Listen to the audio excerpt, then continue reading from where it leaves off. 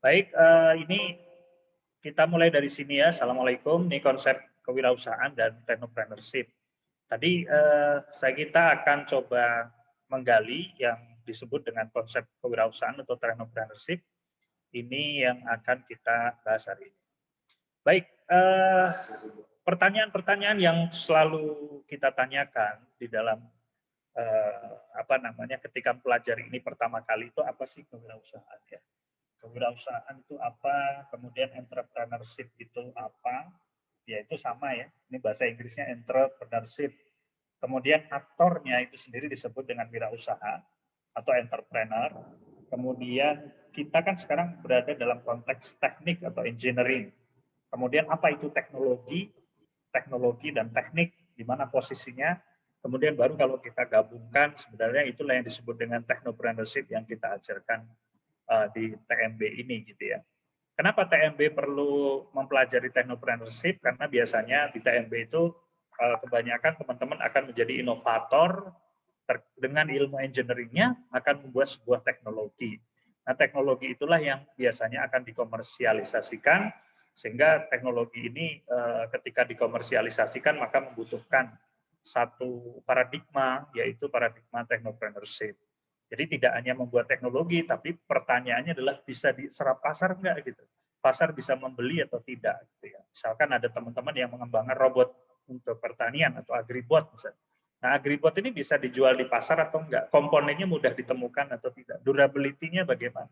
Kemudian kemampuannya bagaimana? Itu yang terkait dengan ilmu kita. Tapi ilmu how to sell in the market, kemudian bagaimana mengintroduce teknologi itu kepada masyarakat, bagaimana kemudian memasarkannya. Nah, itu adalah harus memiliki yang disebut dengan entrepreneurship itu tadi gitu ya. Jiwa itu. Jadi kalau saya misalnya membangun sebuah inovasi, maka yang ada di kepala saya itu sudah bagaimana mengimplementasikan sebuah teknologi itu. Itu saya kira filosofi dasar yang nanti akan kita pelajari. Sehingga kalau kita bicara entrepreneurship adalah proses untuk memulai dan mengoperasikan dari bisnis kita sendiri atau the process of starting and operating your own business. Jadi sebenarnya kewirausahaan itu adalah jiwa di dalam diri kita untuk memulai sebuah proses, untuk memulai atau starting dan mengoperasikan bisnis kita. Bisnis yang sukses itu adalah bisnis yang kita mulai. Nah, start gitu ya. Kemudian kita operasikan. Baik itu skalanya sih nanti bisa dari skala kecil, menengah, besar dan seterusnya. Itu tergantung pada skala. Tapi saya kira sesuatu kalau dalam konteks apapun itu selalu mulainya dari kecil gitu. Kita tidak berbicara law atau hukum bisnis atau hukum entrepreneur dalam hal ini. Kita lebih bicara kepada konsep ataupun teknik di mana ketika kita punya inovasi, ketika bagaimana memunculkan inovasi, kemudian bagaimana inovasi ini bisa kita komersialisasikan.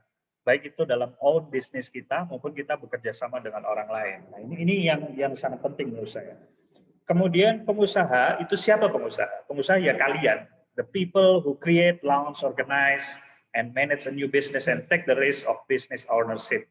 Jadi adalah orang yang membuat bisnis, menjalankannya, mengorganize dan memanage bisnis itu sendiri. Sebagai contoh di sini saya lihat sih ada teman-teman yang sambil kuliah jualan makanan ya. Saya nggak tahu tuh, saya sering melihat seliweran di IG story, kemudian di WhatsApp WhatsApp story ya. Jadi saya lihat sih ada mahasiswa yang sambilannya adalah jualan makanan ya. Dan itu adalah kewirausahaan atau entrepreneurship itu tadi. Dia punya jiwa itu. How to sell the product, how to create the product, that the product can be accepted by customer. Nah ini yang penting. Jadi we think based on the customer thinking. Gitu. Kalau nggak bisa, kita nggak bisa berpikir seperti customer, paling tidak kita bisa menjual sesuatu atau memberikan solusi sehingga customer merasa bahwa dia membutuhkan produk itu. Dan setelah dia membutuhkan, tentu dia akan berbicara bagaimana dia bisa membeli produk itu. Itu yang sesuatu yang saya kira cukup penting ya ketika kita ingin mengembangkan entrepreneurship itu. Jadi entrepreneurship itu sesuatu yang sederhana sebenarnya secara definisi.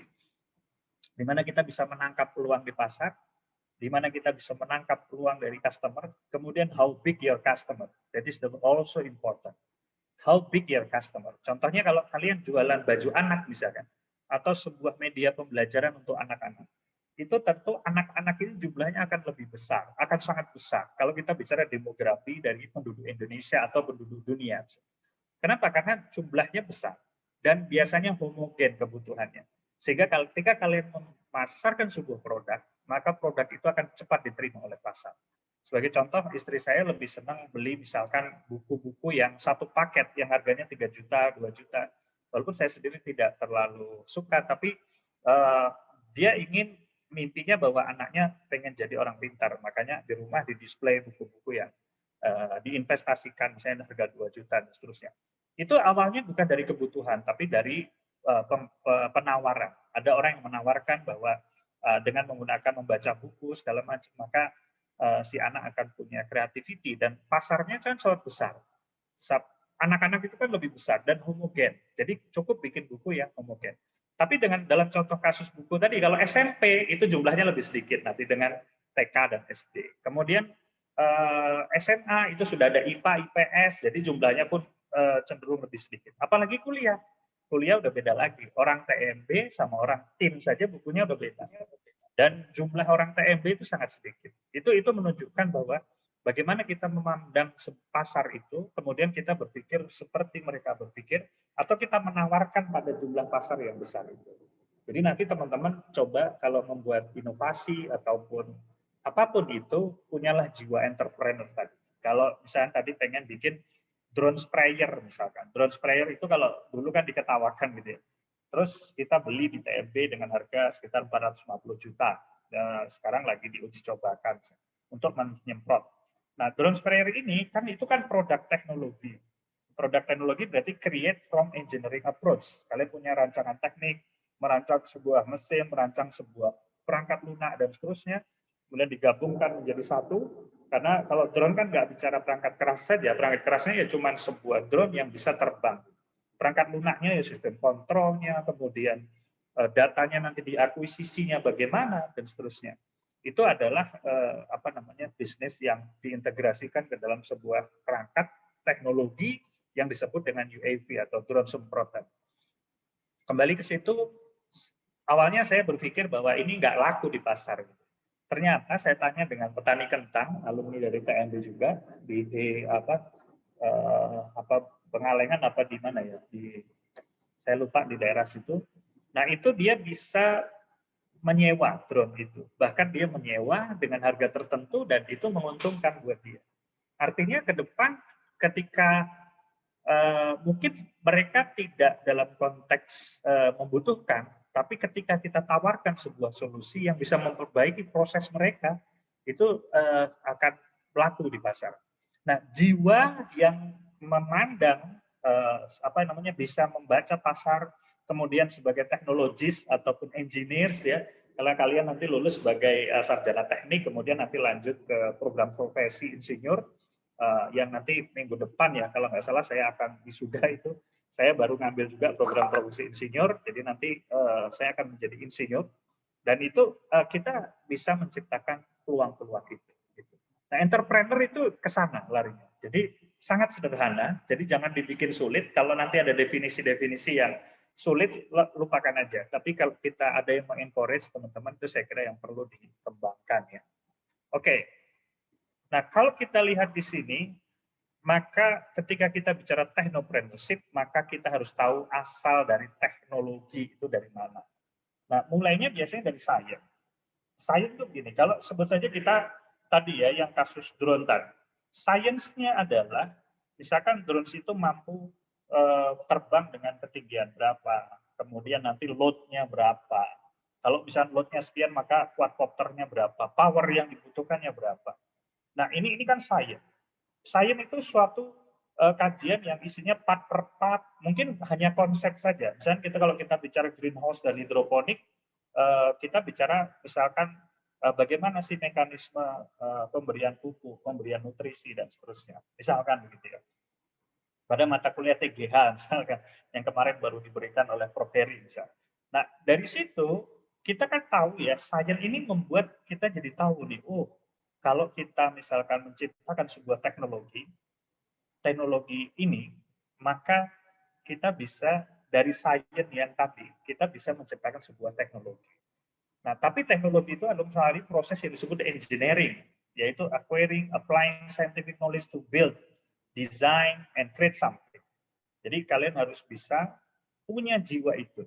Jadi sains itu kan sesuatu yang knowledge of general truth and laws. Jadi sains ini biasanya kalau di sekarang ini kebanyakan bisa Anda lihat itu dari membaca jurnal, kemudian berbagai macam publikasi dan seterusnya. Kemudian Anda melakukan eksperimen gitu ya. Ini bisa juga gitu ya. Atau kan kalau jurnal kan eksperimen juga, tapi eksperimennya orang lain. Gitu. Kemudian dengan engineering, kalian mikir dong, engineering itu kalau misalnya kita mau buat robot, kita nggak perlu memulai dari awal. Mekanisme pergerakan robotnya yang udah di-develop oleh orang-orang sebelumnya. Kemudian masalah matanya tadi yang dikatakan sensor, sensornya macam-macam, ada kamera, ada NIR, ada multispektral kamera dan seterusnya. Itu kan sudah ada di sainsnya, di research-nya. Risetnya pun itu basic teknologi. Jadi kadang-kadang teknologi juga bisa dikembangkan dari basic teknologi. The sum of all engineer tools, device, proses available. Jadi intinya sebuah teknologi misalkan, ini teknologi baru, kemudian dikembangkan lagi menjadi teknologi, dikembangkan lagi menjadi teknologi.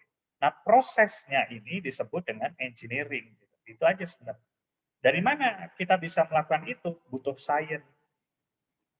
Ya kan, kita butuh sains untuk melakukan itu.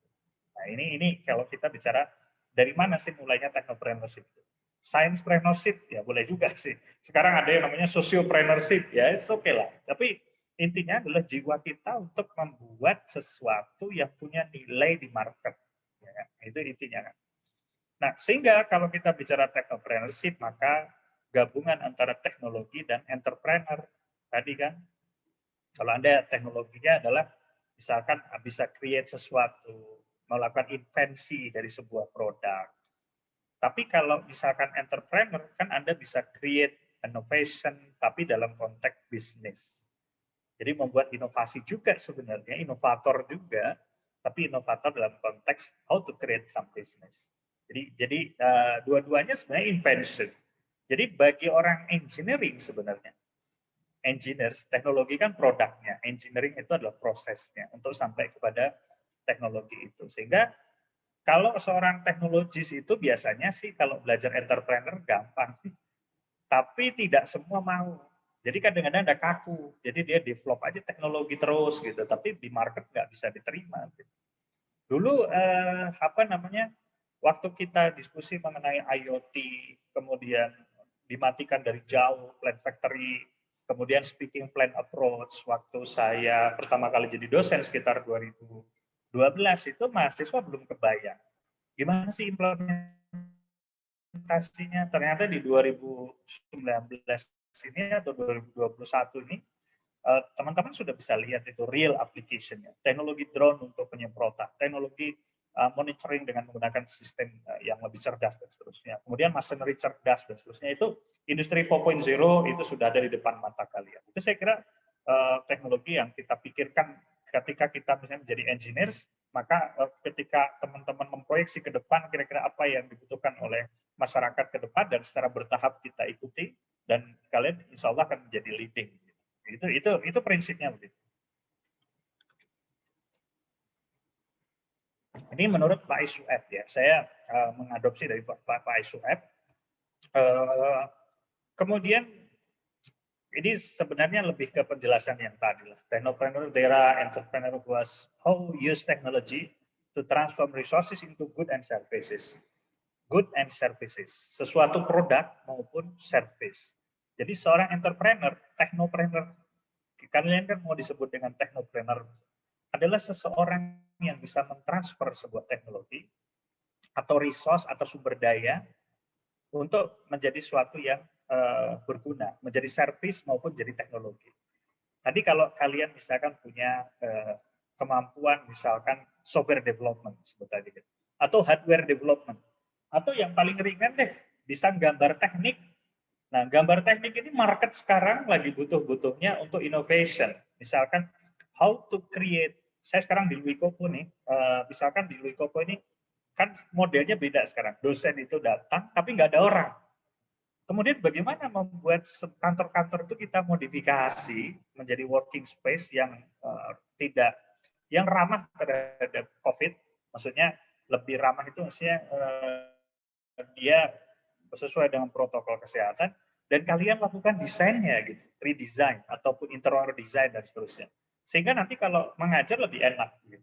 Jadi lebih santai dan seterusnya, mungkin bisa lebih interaktif begitu ya. Itu jadi sangat bagus sekarang. Belum lagi kalian misalkan menjual misalnya jasa mendesain kamar menjadi ruang kerja atau working space. Nah, itu kan sesuatu yang menurut saya jasa dekor dan seterusnya itu sekarang mungkin laku sekali gitu. Dekor kos-kosan gitu ya. Ini kan Lutfia misalkan kamarnya kan pasti begitu sebelum Covid sih acak-acakan gitu, tapi begitu Covid, oh dia bikin working space di dalam kamar dia, kemudian dibuat senyaman mungkin, dan itu ganti dari dia ngekos di tempat lain. Artinya biaya yang kita keluarkan untuk ngekos tempat lain itu kita manfaatkan untuk yang tadi, untuk mengimprove facility kita di dalam kamar kita.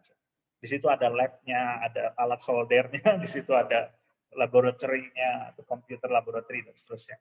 Ini kan ke depan mungkin akan menjadi tren ya, di mana keahlian akan sangat spesifik dan teman-teman mungkin bisa entrepreneur di situ. Atau bahkan menciptakan program studi baru gitu ya.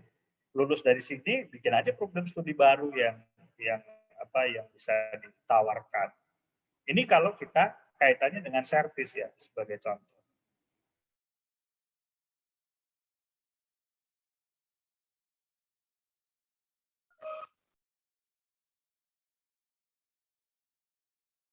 Sehingga teknologi dan entrepreneur ketika kita gabung maka akan mendapatkan sebuah kalau kita lihat di sini sebenarnya kalau teknologi ya, creation of invention dari sebuah produk, kemudian kalau di sini lebih banyak ke marketing, packaging, branding, promosi, dan seterusnya. Tapi please remember, suatu saat kualitas itu menjadi nomor satu. Sehingga apa bedanya kalian kuliah misalkan? Kenapa kok jauh-jauh milih ke IPB? Padahal kuliahnya online juga gitu. Itu tentu teman-teman merasa bahwa IPB punya quality yang berbeda. Nah setelah itu kan kalau kualitas saja kan orang nggak tahu IPB berkualitasnya dari mana. Maka dengan entrepreneur IPB harusnya mengembangkan ini, mempackage program-program kuliah yang menarik, marketing yang bagus. Kemudian pricing-nya juga harus lebih rendah nanti dengan kampus-kampus lain terkait dengan UKT. Kemudian customer care-nya harus bagus. Kalau kalian ngurus apa-apa itu respon time-nya cepat dan seterusnya. Nah ini saya kira menjadi hal yang sangat penting ya. Ketika Anda produksi technopreneurship. Saya banyak keluhan dari teman-teman saya ketika mereka memesan sebuah mesin misalkan, karena R&D-nya nggak kuat, asal-asalan, dan mereka akhirnya nggak dapat yang bagus. Tapi saya juga dapat testimoni baik dari teman-teman juga, bahwa kalau kita misalkan, anggaplah produk-produk yang sederhana, tapi dibuat dengan bagus, dikerjakan dengan baik, kualitasnya baik, maka reputasi perusahaannya juga akan baik, dan dikenal dalam jangka waktu yang lebih lama. Nah, benefit itu yang tentu harus kita ikuti ya. Banyak sekali entrepreneur di Indonesia yang bisa mewariskan sampai 7 turunan. Nah itu, tapi mereka mulainya dari yang kecil-kecil. Gitu. Tapi bisa mewariskan ke 7 turunan. Ada juga jangankan 7 turunan, 1 keturun dia saja gitu. Nanti di tengah-tengah udah ambruk. Nah itu kalau tidak menjaga kualitas. Saya juga merasakan sendiri dulu pas jadi software developer, itu kalau kita nggak jaga kualitas tuh putus. Jadi biasanya kan saya jual ke satu orang ini cerita ke temannya nanti cerita ke temannya lagi, temannya cerita ke temannya lagi, gitu ya. Dan ceritanya itu adalah testimoni. Kalau kita promosi sih bisa-bisa aja bikin promosi gede-gedean, tapi testimoni itu akan menjadi satu kekuatan. Jadi orang percaya, believe. Oh kalau kerjain ke Supri pasti beres. Tapi ada beberapa yang gagal juga gitu. Akhirnya ya itulah apa namanya, pelajaran yang bisa kita ambil, sehingga sustainability-nya tidak terlalu bagus kalau kita tidak memikirkan ini ya. Teknologi, kita punya teknologi yang kita mau jual tapi nggak punya entrepreneurship itu. Entrepreneurship kan responsibility ya. Jadi itu saya kira hal yang sangat penting. Sehingga ketika kalian punya ide, cepat ide itu di-create sebuah produk. Tidak harus menunggu lomba, tidak harus menunggu PKM, tidak harus menunggu apapun, tidak harus menunggu disuruh dosen, tapi tidak ada kata menunggu bagi seorang entrepreneur. Coba buat saja idea creation, create a product, mungkin produknya masih jelek, kemudian bikin benefit atau impact dari produk yang Anda buat. Pasti dalam waktu 2, 3 tahun, 4 tahun, produk yang tadinya diketawain, bahkan Anda sendiri ketawa melihat inovasi yang Anda buat, pasti dengan bertambahnya knowledge, bertambahnya pengetahuan Anda, bertambahnya kemampuan engineers Anda, pasti produk itu akan lebih baik. Dan maintain terus. Jadi kalau misalkan punya customer, kalau misalnya ada produk baru, kasih dia privilege. Pak, silakan nanti upgrade ke produk baru, Bapak cukup bayar biaya pembuatannya saja. Jadi keuntungan perusahaannya nggak usah dibayar, tapi nanti barang Bapak ditarik, kemudian nanti Bapak cukup bayar update-an terbaru saja. Nah ini adalah satu cara kita juga. Ketika kalian membuat sebuah ini serobot atau monitoring taruh di sebuah greenhouse, kemudian kalian R&D terus dong ya. Tahun depan ternyata alatnya lebih bagus lagi. Oke Pak, gini aja, Bapak tukar tambah deh. Misalkan.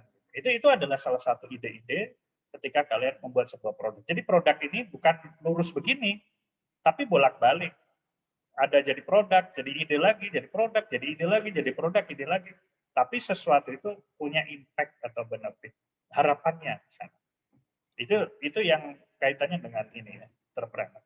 Sehingga kalau kita bicara technopreneurship, banyak ya di Indonesia seperti taksi Bluebird, Grab, Gojek, kemudian pangkalan ojek biasa. Ini awalnya kan orang pada takut naik ojek begini kan, nggak jelas begitu ya. Padahal sama sebenarnya. Yang berbeda dari konsep Gojek itu hanya merubah pola pembayaran secara lebih transparan. That's it. Servisnya sama, motornya sama, standar safety-nya juga sama. Apa yang berbeda? Motornya sama kok dengan ojek pangkalan. Jadi sebenarnya creativity itu kan membuat kita membuat service. Jadi Gojek itu hanya merubah itu tadi dari sesuatu yang tidak jelas sehingga pelanggan merasa jelas. Kemudian si driver merasa juga diuntungkan.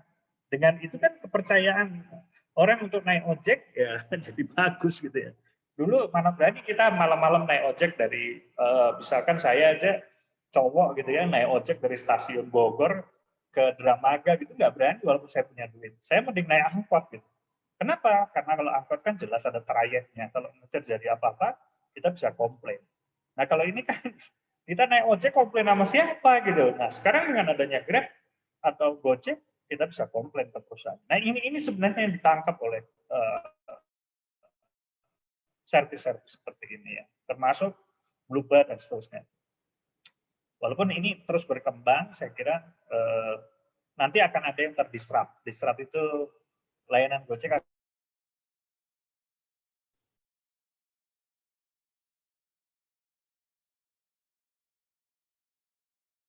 tidak terlihat itu misalkan Indonesian fintech landscape ya. Kalau misalnya dilihat dari sini banyak sekali lah yang bisa kalian buat ya.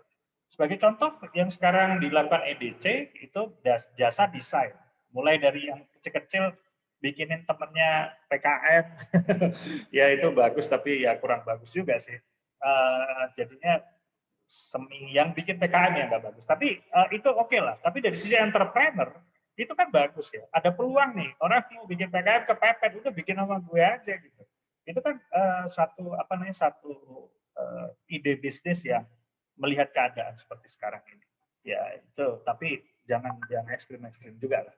Nanti cari yang ide bisnis yang saya kira, atau bantu olah data. Ada teman Anda yang skripsi, bantu olah data. Ada teman saya itu statistik center di Dramaga ini. Saya kenal dulu zaman kami proyek sekitar tahun 2012-an, sampai sekarang statistik centernya berkembang gitu. Jadi filosofinya cuma gini, Ada mahasiswa yang galau di semester akhir nggak bisa ngolah data statistik untuk kegiatan penelitian. Sementara di IPB ada rancop, rancangan percobaan, segala macam. Waduh, bikin pusing. Nah, dia mengambil pasar itu. Ya caranya tentu kode etiknya adalah dia tidak membantu membuatkan skripsinya, tapi dia membantu memecahkan metodenya dan membantu bagaimana si mahasiswa bisa mengolah datanya dia sendiri. Akhirnya dibikinlah statistik center. Berkembang sekarang jadi konsultan statistik di berbagai perusahaan. Jadi itu satu hal yang sangat menarik menurut saya. Belum lagi ya bisnis-bisnis tradisional ya. Kalau Anda lihat nih technopreneurship example yang ada di TMB kan, bagaimana teman-teman mengembangkan ini ergonomic boundary corrector ini. Ini beberapa angkatan saya kira pertanyaannya adalah kenapa inovasi ini bisa diterima di lomba-lomba? Karena ada pasarnya. Pasarnya adalah you know that Indonesia is the most exporter palm oil, crude palm oil in the world, ya, the biggest, terbesar. Saya diskusi di Tokyo waktu itu kita menghadiri sebuah conference tentang lingkungan. Yang dibicarain Kalimantan, Indonesia, gitu. Ya ini mah ngapain jauh-jauh ke Tokyo, tapi sebenarnya itulah kita, gitu ya. Terus saya terlibat di salah satu proyek mempersiapkan pembangunan 2 megawatt kali 2 untuk pembangkit listrik tenaga CPO di Jepang. Sekarang kan lagi gempa tuh 7 skala Richter, 7 skala Jepang ya. 7 skala Jepang tuh gede banget. Jadi nggak kayak Indonesia kalau 6 skala Richter atau 7 skala Richternya. Itu gede banget. Dan mereka dengan 7 ini, skala 7 kemarin gempa lagi, itu udah mikir lagi. Mikir apa? Mereka pengen change pembangkit listrik mereka ke biomas. Sehingga low risk ya. Kalau misalnya pakai nuklir kan memang dia banyak, gede, biayanya murah, tapi bukan murah ya, tapi stabil. Jadi pemberian energinya stabil. Tapi mereka mikir juga kalau terjadi disaster terus kacau juga ini gitu. Makanya mereka pengen mengurangi nuklir, kemudian pengen pakai biomasa Indonesia. Tapi kena problem. Problemnya adalah tentang green ya, RSPO efek aspek lingkungan lah. Jadi di beritanya itu di Indonesia itu gara-gara nanam sawit, orang hutannya hilang semua dan seterusnya. Itu yang dibicarain di diskusi di Tokyo. Saya excited tapi sedih juga gitu. Saya ini ngumpet di belakang, saya nggak mau ngaku orang Indonesia gitu. Tapi itulah peluang dan tantangan. Technopreneurship itu mulainya dari situ. Sehingga kalau kalian bikin teknologi yang berkaitan dengan sawit, udah otomatis kalau itu bagus pasti dibeli. Nah, itu kan kalau kita bicara begitu. Ini lain lagi, ini SMIP namanya, Smart Mini Plant Factory, inovatornya ini Bapak ini. Ini ada mahasiswa bimbingannya enggak? Ini Mbak ini, itu sekarang S2 di Turki kalau nggak salah. Namanya, saya lupa namanya siapa. Cukup dekat juga dulu kenal. Ini Bung Daka, dia awal-awalnya dulu bikin PKM juga dengan saya sebelum saya ke Scuba. Jadi ini adalah salah satu, ini dikembangin lagi sekarang. Jadi ada lagi yang SMIP model baru, ini model baru lagi. Kalau yang Plant Factory ini sekarang Pak Slamet dan beberapa tim terus mengembangkan. Jadi artinya suatu saat dan setelah dikembangkan Pak Slamet 2 tahun itu ternyata di Indonesia ada yang dalam arti mengklaim tuh dia bikin technopreneurship ini loh, jualan sayuran dari Plant Factory gitu, pakai lampu. Wow, gitu ya. Ini 1 tahun 2 tahun lagi mungkin akan membludak. Dulu hidroponik waktu saya mahasiswa itu, ya Allah hidroponik itu nggak laku gitu ya. Kita praktikum tuh ngapain sih gitu ya.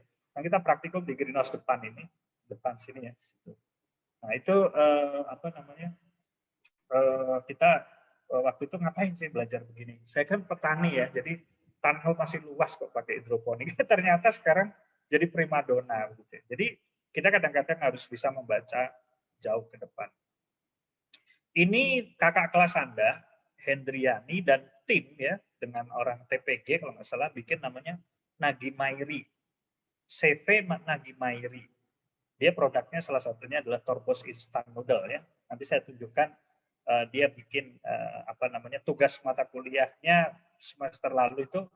Saya tahu karena saya minta beliau tugas mata kuliah untuk bikin bisnis model kanvas, ternyata bikin Torbos Instant Noodle ini dia ternyata udah bisnis gitu. Dari semester berapa dia ikut kelompok PKM, mulainya PKM tuh paling enak. Kenapa? Yang PKM tuh orang bukan buat nyari kalau dulu itu saya PKM tuh bukan buat nyari Pimnasnya. Pimnas tuh nggak seneng saya. Karena itu lomba-lomba aja, biasa aja gitu. Dapat juara ya udah, dapat piagam gitu. Tapi waktu itu kita gunakan misalnya PKM kewirausahaan, kan dapat modal. Nah, modal inilah yang kita gunakan untuk tidak hanya PKM, tapi untuk mengembangkan bisnis kita, misal mengembangkan, bisa membantu biaya riset, misalnya. Atau jalan-jalan begitu ya. Jalan-jalan itu artinya kalau ke PKMM kan kita bisa pengabdi kepada masyarakat, kita punya banyak saudara dan kita bisa jalan-jalan kemana-mana untuk menyebarkan keahlian kita. Gitu. Dulu ada teman di Pramuka kita bikin desa ini, desa di belakang IPB itu dikembangkan juga dalam konteks technopreneurship. Jadi masyarakat ada bank sampah dikelola, bank sampahnya kemudian nanti dibeli. Kalau ada botol-botol seperti ini, itu dibeli, kemudian nanti dibelinya tapi keuntungannya itu dibagi dua. Artinya dibagi dua, presentasinya sih kita anggap hitungan mereka lah, anggapnya 50-50 gitu. 50% nanti kembali kepada masyarakat, 50% itu menjadi keuntungan dari perusahaan yang atau usaha yang dikembangkan oleh teman-teman itu untuk membesarkan lagi, mereplikasi di tempat lain.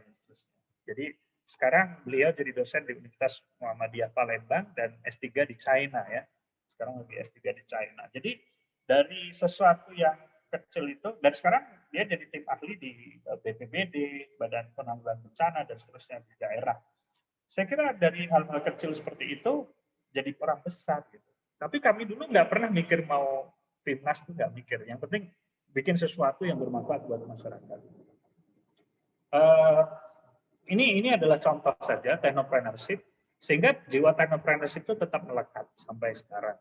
Jadi kalau misalkan mengomentari mahasiswa, ini bisa diterima nggak di market dan seterusnya. Itu saya kira hal yang sangat penting. Nah, sehingga case step. Nah, sekarang case step-nya apa sih? Atau tahapan kuncinya? Ya, pertama, bukan punya ide, tapi mencoba untuk memberanikan mengeluarkan ide. Karena nggak mungkin orang itu langsung punya ide. Baca aja, bikin, keluarkan. Berani. Kemudian bikin business model creations. Launch your business atau launch your business. Jadi mulailah bisnis kamu sehingga bisnisnya banyak ya. Ide-idenya misalkan di bioenergi. Ini saya sampaikan tahun lalu karena saya baru pulang dan segar sekali tentang bioenergi, business opportunity di biomass dan bioenergi, mulai dari biofuel, power producer, equipment manufacturer, transport, R&D, dan sebagainya. Saya kira ini. Di makanan juga masih ada. Ini kenang-kenangan saya zaman mahasiswa, makan seperti ini sudah sangat senang gitu ya.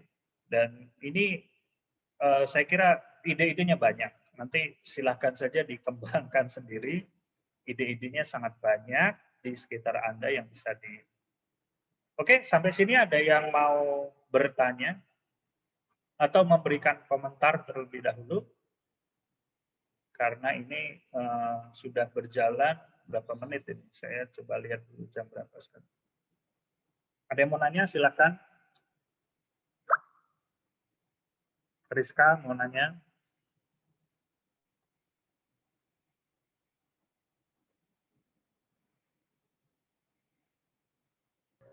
Belum, Pak. Rizka, kalau Anda diminta untuk membuat bisnis spontan, itu apa yang terpikir di kepala Anda, Rizka? Dari apa yang saya jelaskan tadi. Monggo. Silakan, Rizka.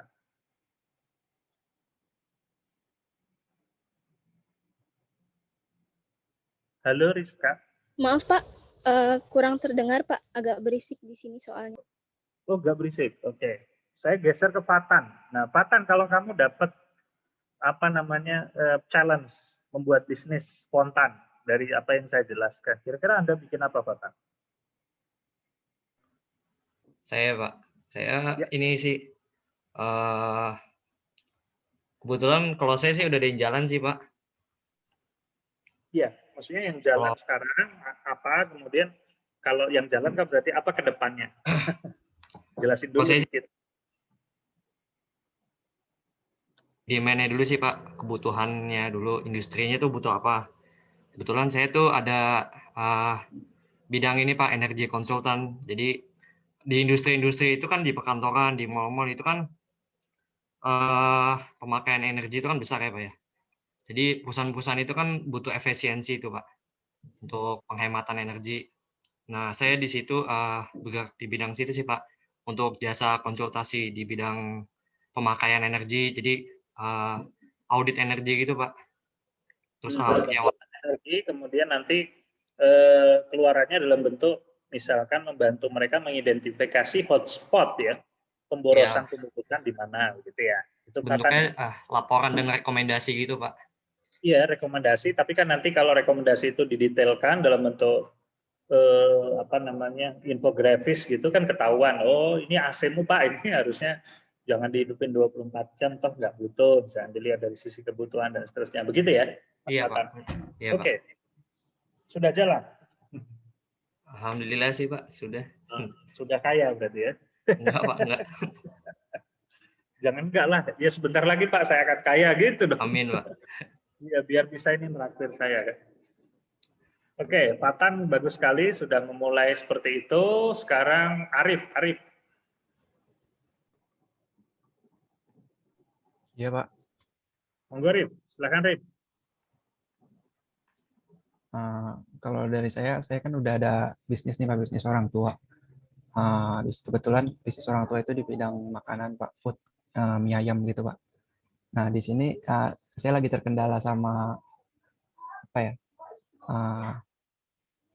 Terkait nama, Pak. Jadi nama mie ayamnya tuh Donoloyo gitu, Pak. Nah, terus di daerah saya itu lagi pengen diambil hak ciptanya gitu. Dan orang-orang yang nggak ada yang ada nama Donoloyo-nya jadi harus bayar-bayar gitu loh, Pak. Nah, dan itu cukup mahal. Jadi dari saya pengen konsep ulang sih, Pak. Jadi kita rubah namanya dari awal. Terus buat memperluas marketnya juga lagi proses dalam bentuk frozen food, Pak. Jadi nanti bukan cuma di daerah Depok aja yang bisa beli, tapi juga satu Indonesia mungkin nanti bisa buat belinya, Pak. Gitu sih kalau dari Ya, saya. misalkan Arif ini ya, Arif apa? Arif mie ayam, Arif yam. Ya terserah lah, itu sangat bagus ya. Tadi udah ada 2 ini punya bisnis semua. Oke, satu lagi Prakoso. Jangan Prakoso, cowok semua. Tadi yang cewek udah ya. Salsabila deh, Salsabila.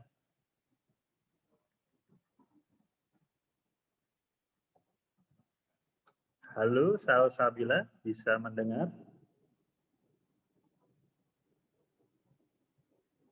Oke, kalau nggak ada Rahma Solihah. Hadir, Pak. Hadir, silakan Rahma Solihah. Spontan idea, gimana cara mau bikin apa? Atau sudah punya apa? Tadi 2 temannya udah punya. Kamu sekarang apa? Belum ada sih, Pak, tapi udah kepikiran pengen di food sih, Pak. Di food. Ya, cuman belum jelas gitu mau buat apa. Oke, teman-teman, ketika belum jelas idenya, terima kasih, ini udah ada 3, ada yang sudah jelas, ada yang belum jelas. Nah, saya akan kasih sedikit, tapi ini silakan dibaca nanti karena waktunya tinggal sedikit. Business model definition, ini ekstra ya, hari ini yang kuliah aslinya udah saya kasih ekstra. Jadi karena ini ekstra, nanti jam 10 masih ada kuliah nggak? Jam 12. Jam 1 kan. Jam 1 ya. Oke, nanti kalau sudah ini kelebihan waktunya. Jadi kalau saya sampaikan ini sebenarnya lebih waktunya, tapi ini bagus. Jadi buat teman-teman yang masih pengen ikut dengar nggak apa-apa. Tapi nanti kalau udah jam 11.50, kalau misalkan ada yang live juga nggak apa-apa. Jadi saya persilahkan aja. ini business model definition itu adalah fondasi kita untuk mengorganisasi bisnis yang kita buat ya. Ini kita dapatnya dari buku ini ya. Jadi waktu itu saya di Scuba dengan teman-teman coba mencari ya formula, ternyata ini sudah umum digunakan. Nah ini kita ketika membuat bisnis model, maka fungsinya untuk apa sih ketika kita ingin bangun bisnis model? Tadi kan si Arif punya permasalahan tuh bagaimana merebranding mie ayam dia gitu ya. Kemudian yang bisnis energi tadi bagaimana misalkan memperbesar bisnisnya. Tadi kan audit energi, kemudian nanti LCA dikembangkan lagi apa dan seterusnya. Jadi dia bisa menjadi konsultan bisnis yang cukup besar. Nanti saya tinggal masuk jadi konsultannya. Nah ini build a new business misalnya. Kalau kalian mau bikin bisnis baru, tadi si Rahma masih kebingungan bikin bisnis baru. Oke, nggak apa-apa juga. Improve organization, orang yang suatu perusahaan yang improve organisasinya dan mencari ide yang lebih inovatif. Itu saya kira tujuan dari ini. Kenapa bisnis model? Kalau pakai konvensional kan Anda bikin bisnis plan terlebih dahulu, kemudian build business gitu ya. Tapi kalau bisnis model, Anda mulai dari ide, kemudian bisnis model, validation, ini bisa ada iterasi di sini gitu. Dan nggak perlu bikin bisnis plan dulu. Jadi teman-teman cukup brainstorming kira-kira seperti apa dan boleh dicopot-copot. Gitu. Sehingga bisnis plan dan bisnisnya bisa dikerjakan kemudian. Jadi menghemat waktu di situ. Daripada dibikin idenya kemudian nanti coba-coba seperti itu. Walaupun teman-teman sih coba-coba juga boleh aja, tapi ini adalah satu tools yang sangat bagus. Ini saya kira tujuannya itu, kemudian benefitnya adalah ada efektif, transparan, fleksibel, dan low failure ya. Ini pengalaman beberapa orang yang memakai. Oke, saya langsung masuk aja ke bisnis model Canvas. Bisnis model Canvas itu apa sih sebenarnya? Adalah sebuah alat, nanti dicetak aja alatnya ini, yang terdiri dari 9 building block. Yang digunakan ini adalah tools untuk mendefinisikan how your organization create, deliver, and capture value. Jadi sebenarnya bisnis itu adalah meng-capture value, kemudian mendeliver value kepada consumer kan gitu ya. Jadi itulah konsep dari bisnis itu. Jadi tapi bagaimana menjelaskannya dalam satu halaman? Nah, itu sebenarnya begitu doang. Nah, ini adalah pertama yang disebut dengan create business, nanti ada di blok yang sebelah sini, mendelivernya di sini. Apa yang dideliver nanti kita akan lihat. Oke. Nah, ini template-nya ya. Template-nya pertama adalah yang sebelah sini. Ini tadi yang saya bilang create business. Mulai dari siapa partnership-nya, kemudian key activity-nya apa, key resources-nya apa, gitu ya. Value yang kamu mau offer ke customer itu apa. Sehingga customer relationship-nya modelnya gimana? Segmennya siapa aja sih? Channel-nya mau kamu gimana? Mau online delivery atau mau tadi consulting services dan seterusnya. Kemudian cost structure-nya apa saja? Dan biaya tetapnya ada, biaya tetapnya ada. Kalau kasus konsultan tadi yang lebih besar apa? Biaya tidak tetapnya. Karena misalnya ongkos jalan dan seterusnya. Tapi biaya tetapnya kecil. Itu biasanya ciri khas konsultan. Kalau contractors itu biasanya biaya tetapnya tinggi ataupun produksi gitu. Itu biaya tetapnya tinggi, tapi biaya tetapnya lebih kecil. Nah ini, kemudian revenue stream-nya nanti gimana? Cara dapat uangnya. Saya ambil contoh. Jadi 10 step-nya mulainya dari mana sih? Ini nanti urut-urutannya saja. Pertama customer segment dulu, value. Urut-urutan ngisi dari itu tadi ya. Kemudian saya akan jelaskan ininya. Key partnership itu siapa yang akan membantu kita di dalam memulai bisnis yang kita buat. Key activity, mulainya dari nomor 1. Mana nomor satunya? Nomor satunya di customer segment dulu. Siapa yang kamu mau bantu? Tadi kan kalau jualan yang mie ayam kan jelas customer segmennya ya orang sekitar.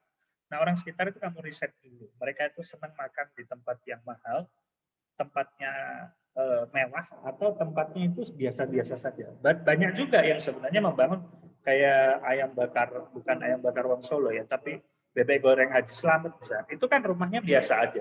Kenapa? Dia ingin memberikan kesan orang nggak punya duit juga bisa masuk. Tapi pas kita masuk ternyata mahal juga gitu. Tapi kan psikologi kita menganggap bahwa itu makanan lebih murah daripada kamu di mall. Kalau di mall kan pengen prestisius, jadi harganya ya sama-sama aja, BBM selama 50.000, di mall 50.000, tapi kesan orang itu berbeda. Sehingga nanti itulah contoh customer segment dalam konteks makanan. Si Arif tadi konteksnya adalah perusahaannya mau kecil, besar, menengah, dan seterusnya. Kamu ini kalau kecil itu berapa benefit yang mungkin dia bisa peroleh kalau dia menghemat energi bisa.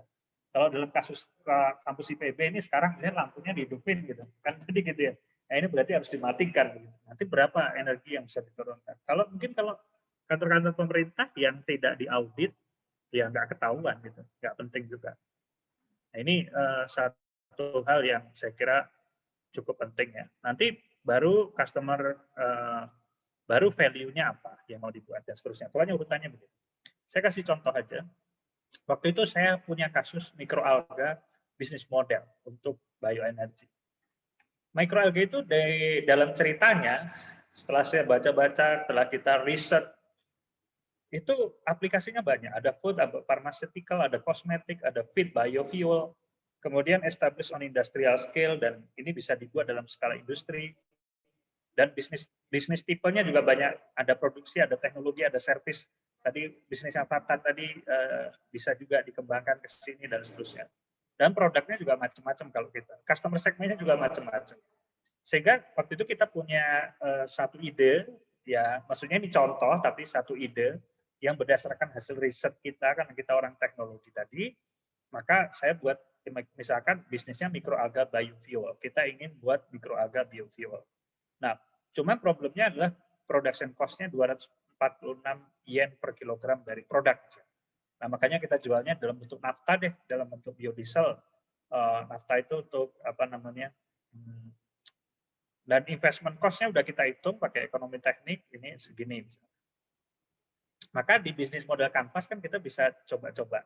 Nanti tempelin, ini kan diskusi ya. Kalau bagusnya sih ada satu kelas, berapa orang, 3 orang, nanti diskusi membuat bisnis model kanvas ini. Oh, ini customer segmennya apa, oil company-nya apa. Nah, kanvas ini nanti kalian boleh copy. Ini bisnis pertama, diskusi. Nanti bikin lagi yang sama begini untuk bisnis yang kedua dan ketiga. Dan ini boleh ditempel-tempel begitu ya. Artinya caranya seperti itu. Nanti teman-teman bisa ini. Bisnis yang kedua, alga plantech. Alga plantech ya. Jadi provide conversion advanced technology biomass production. Jadi kami pengen bikin consultant services yang nantinya akan memberikan pengetahuan kepada masyarakat tentang mikroalga dan seterusnya, termasuk aspek lingkungannya juga. Ini tempat penelitian saya di Tsukuba, lokasinya seperti ini, salah satunya, ada beberapa lokasi yang saya gunakan. Nah, ini kita pengen bikin alga plantech-nya dalam konteks revenue-nya adalah ini, apa namanya, dia lebih ke, kita jualan ke ini ya, environmentally friendly, LCC, dan seterusnya. Automatic monitoring system, continuous production, gitu. Itu yang kita ingin jual misalnya. Ini banyak lagi contoh-contoh yang lain. Saya, ini literaturnya ini, nanti bukunya juga ada, bajakan. Jadi kalau teman-teman mau baca silahkan saja. Nah, exercise-nya saya kira teman-teman minggu depan dari yang tadi technopreneurship tadi kan sudah ada ide-ide lah dasar. Nah, nanti silahkan dibikin bisnis model kanvasnya.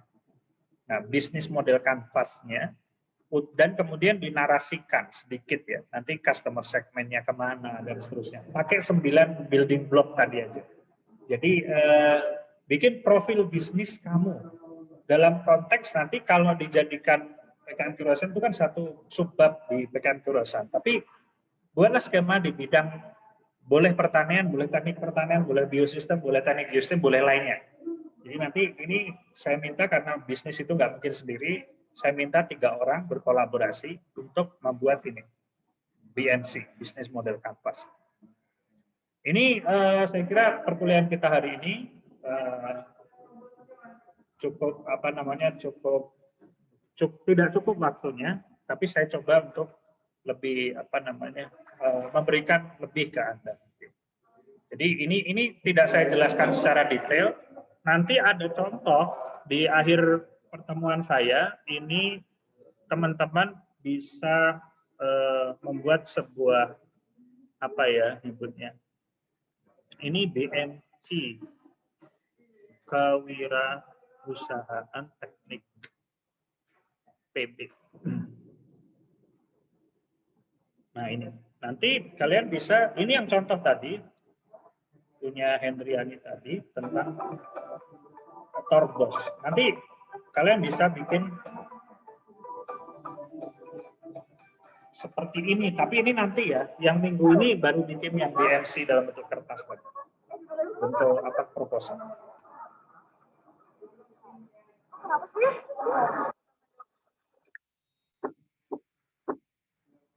Tenang, aku ada solusinya.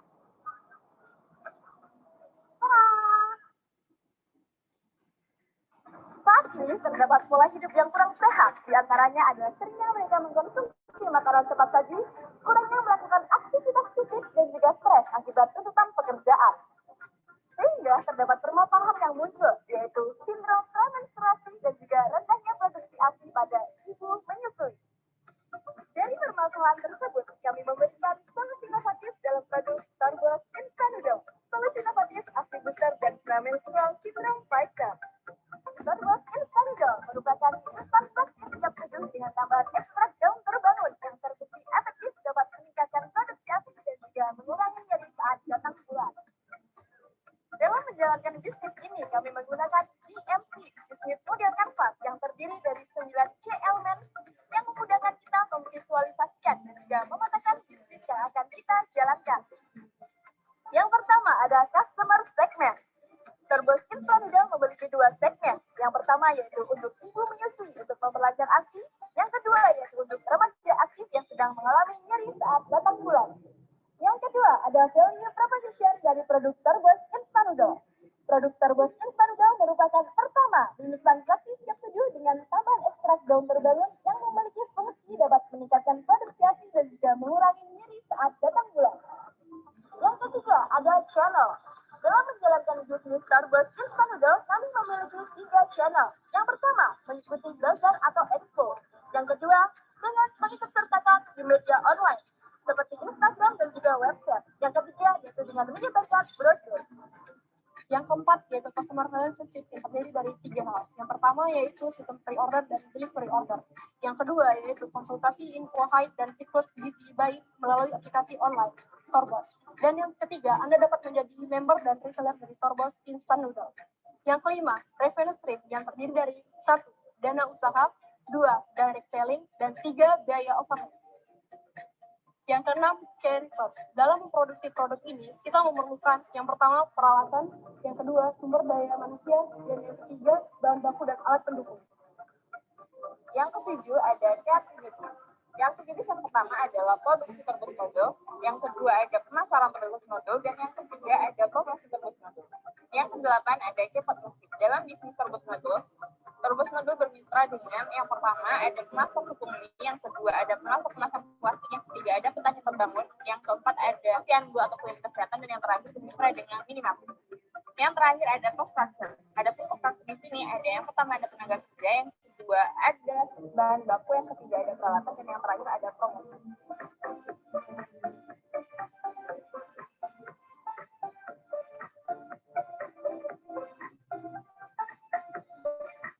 Nah ini kalau Anda lihat dari sini banyak tahun lalu pada buat ini gitu. Tapi nanti itu di pertemuan ketiga saya minta untuk mulai bikin ini ya. Ada banyak di sini ada BMC ya. Dia bikin telemin. Ini rombongannya Ajis, Susen dan seterusnya. Jadi ini yang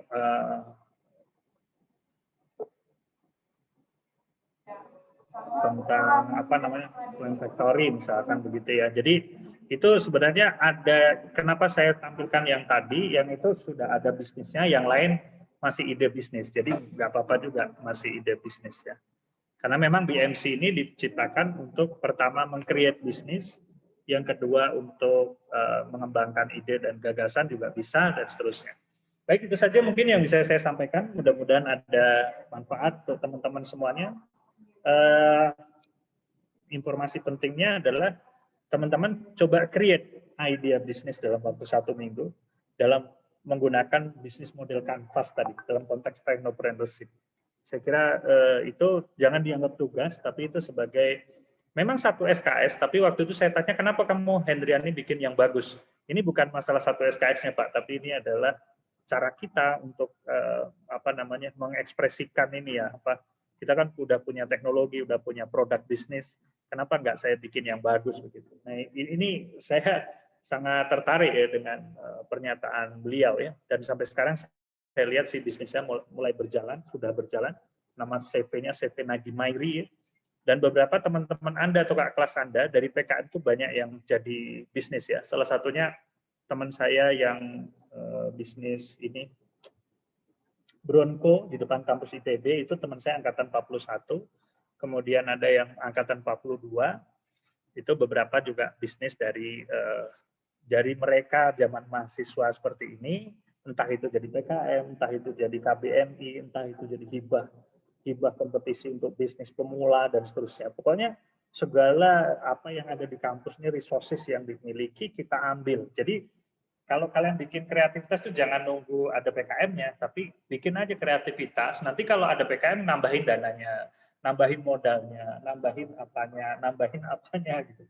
Jadi sebenarnya yang kalian buat dalam technopreneurship adalah apa sih yang kalian ingin buat dan apa yang kalian ingin tekuni. Tadi ada yang udah menekuni di audit energi itu bagus banget, saya kira dikembangkan saja.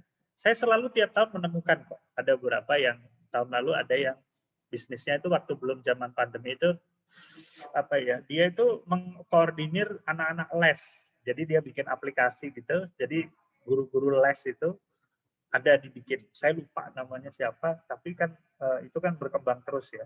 Saat ini berkembang terus. Ada teman saya juga jualan produk-produk Simplicia ya, kayak misalnya jahe merah dan seterusnya di era pandemi ini. Saya kira itu juga satu hal yang sangat bagus. Jadi tidak terbatas, sama sekali tidak terbatas ruang dan waktu ya terkait dengan create business idea ini.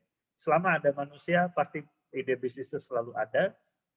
Dan tentu jiwa technopreneurship itu kalau udah tertanam sih di baik kamu bekerja maupun juga berbisnis, saya kira udah sangat terbuka lebar ya. Apalagi eranya sekarang era 4.0 yang seamless ya, tidak terbatas ruang dan waktu. Saya kira itu yang bisa saya sampaikan. Assalamualaikum warahmatullahi wabarakatuh. Silakan yang ingin live, monggo. Kalau yang mau nanya-nanya juga boleh sebenarnya. Karena saya tidak ada kegiatan selain. Kalau mau live ya nggak apa-apa.